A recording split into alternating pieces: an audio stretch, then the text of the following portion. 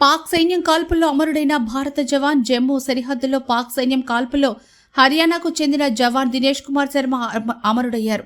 జమ్మూలోని ఫూన్స్ సెక్టార్లో పాక్ కాల్పులను తిప్పికొట్టే క్రమంలోనే శత్రు సైన్యం తూటాలకు ప్రాణాలు విడిచారు.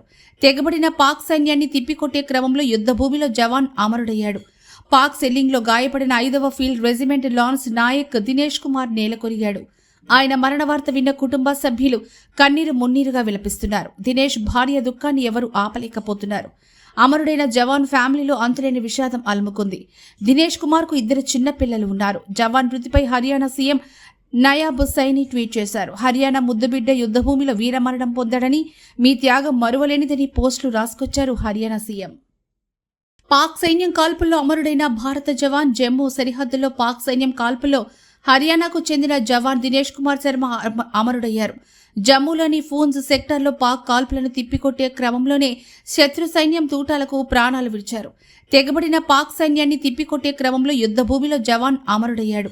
పాక్ సెల్లింగ్లో గాయపడిన 5వ field regiment lance Naik Dinesh Kumar నేలకొరిగాడు. ఆయన మరణ వార్త విన్న కుటుంబ సభ్యులు కన్నీరు మున్నీరుగా విలపిస్తున్నారు. దినేష్ భార్య దుఃఖాన్ని ఎవరూ ఆపలేకపోతున్నారు. అమరుడైన జవాన్ ఫ్యామిలీలో అంతులేని విషాదం అలుముకుంది. దినేష్ కుమార్ కు 2 చిన్న పిల్లలు ఉన్నారు. జవాన్ మృతిపై హర్యానా సీఎం నయాబ్ సైని ట్వీట్ చేశారు. హర్యానా ముద్దుబిడ్డ యుద్ధభూమిలో వీరమరణం పొందాడని, మీ త్యాగం మరువలేనిదని పోస్టులు రాసుకొచ్చారు హర్యానా సీఎం.